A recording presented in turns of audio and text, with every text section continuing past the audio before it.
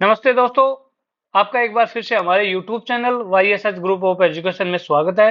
दोस्तों, अगर आप राजस्थान के निवासी हो तो आपके लिए यह वीडियो बहुत महत्वपूर्ण होने वाला है। दोस्तों, आज हम आपको राजस्थान सरकार की उन योजनाओं के बारे में जानकारी इस वीडियो के माध्यम से देंगे।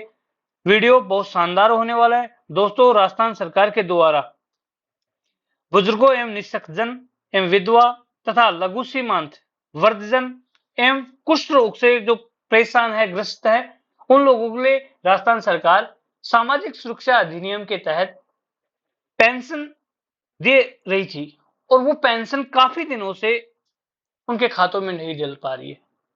अभी तक कोई पता नहीं है सरकार की इसके पीछे क्या भावना है, क्या मंसूबा है, क्या उनकी प्रतिक्रिया है। ये बड़ी विकट समस्या है। दोस्तों, इन पेंशनधारियों को 3-4 महीने से अभी तक पेंशन का पैसा नहीं मिल पाया है।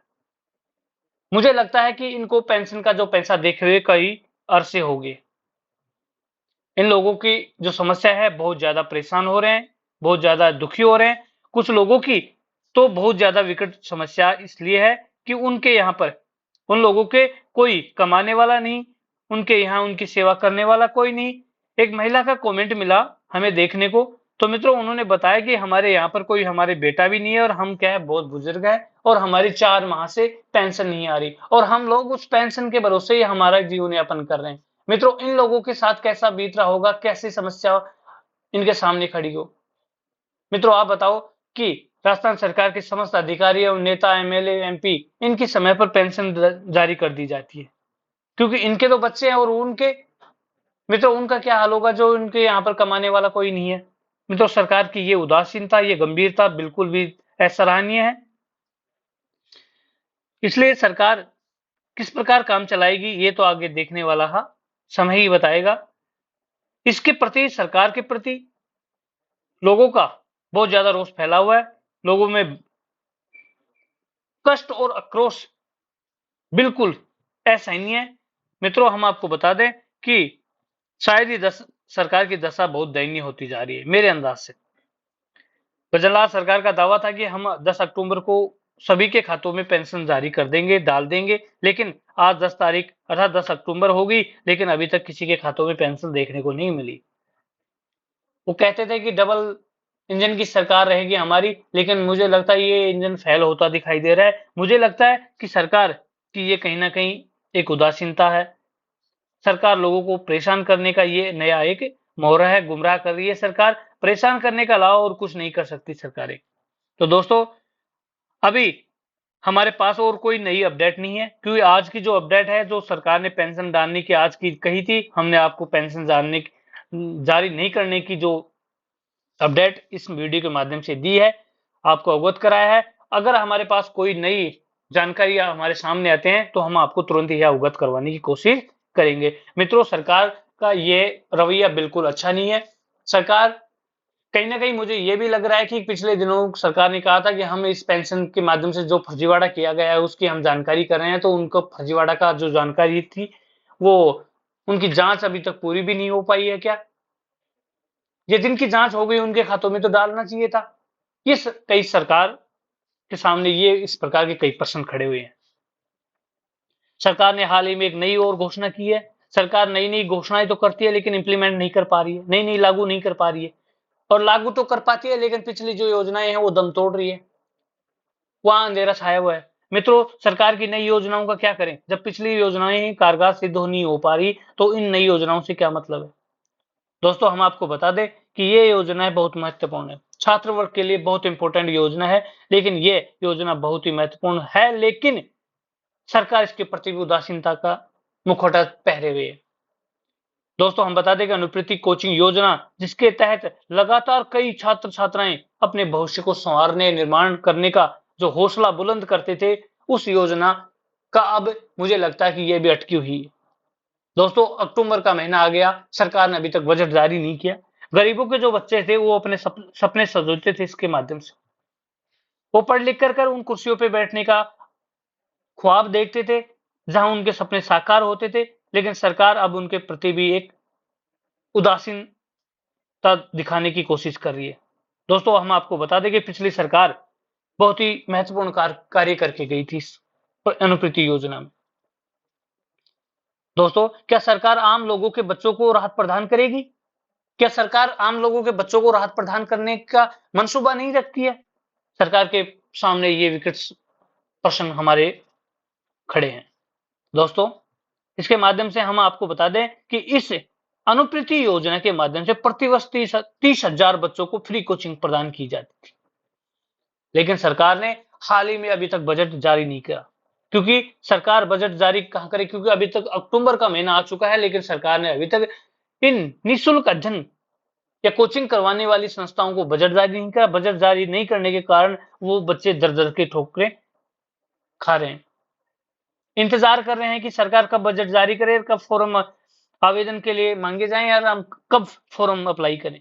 पिछली सरकार ने इसके लिए 15,000 से बढ़ाकर 30,000 पद किए थे कि राजस्थान के जो भी निवासी है कम से कम 30,000 बच्चों को फ्री कोचिंग देकर उन छात्र छात्राओं को हम उनके सपने साकार कर सके। इस योजना के तहत छात्र छात्राओं की जो फीस है सरकार वहन करती है। उस दौरान सरकार ने, पिछली जो सरकार थी, उसने 56.40 करोड़ इस योजना के तहत स्वीकृत किए थे, ताकि आम लोगों के, गरीब तबके से जो बच्चे आते हैं वो अपना अध्ययन सुचारू रूप से कर सके और भविष्य संवार सके। लेकिन इस सरकार के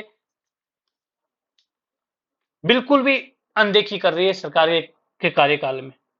दोस्तों, हम आपको बता दें कि पिछली सरकार के दौरान ये कार्य लगातार समय से और फुर्तीपूर्वक किए गए थे, लेकिन इस वर्ष इसका कोई अता पता नहीं है कब जारी होगी।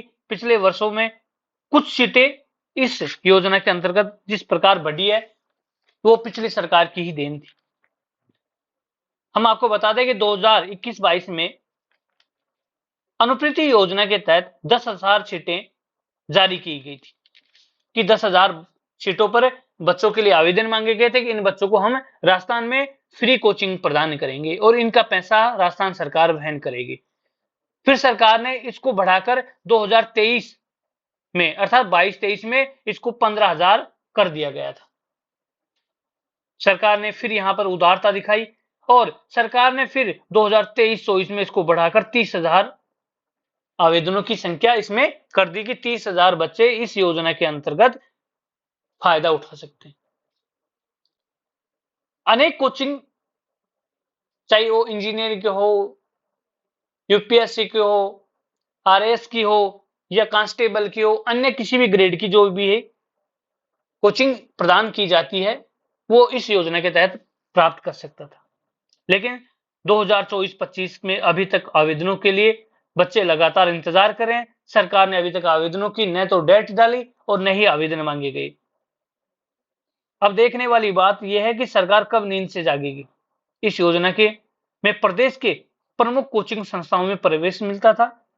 जो लोग इतनी महंगी कोचिंग नहीं ले पाते थे वे इस योजना के माध्यम से अपने सपने साकार करके और इस प्रकार की योजना के माध्यम से अपने ख्वाब संजोते थे। उनको नौकरियां मिलती थी। सरकार इसमें 30,000 जो सीटें जारी कर रखी थी उसको इस प्रकार बांट रखी थी कि यूपीएससी में 600 बच्चे कोचिंग कर सकते हैं समस्त राजस्थान के, और आरएएस में 1500 बच्चे समस्त राजस्थान की कोचिंग कर सकते हैं। इसी तरह सब इंस्पेक्टर जो भर्ती थी उसके लिए एवं लेवल 10 की जो भी उससे ऊपर की जो भर्तियां थी उसमें 2400 बच्चों को इसके माध्यम से कोचिंग प्रदान की जाती थी। रीट के अंदर टीचर की जो भर्तियां निकलती थी उसमें 4500 बच्चों को इसके अंतर्गत लाभ प्रदान किया जाता था। लेवल 5 की जो भी भर्तियां थी लेवल 5 से और लेवल 10 तक उसमें 3600 लोगों को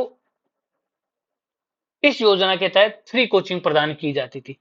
कांस्टेबल भर्ती में 2400 बच्चों को इसमें फायदा मिलता था और मेडिकल इंजीनियरिंग के लिए 12,000 बच्चों को इस योजना के माध्यम से फ्री कोचिंग प्रदान की जाती थी।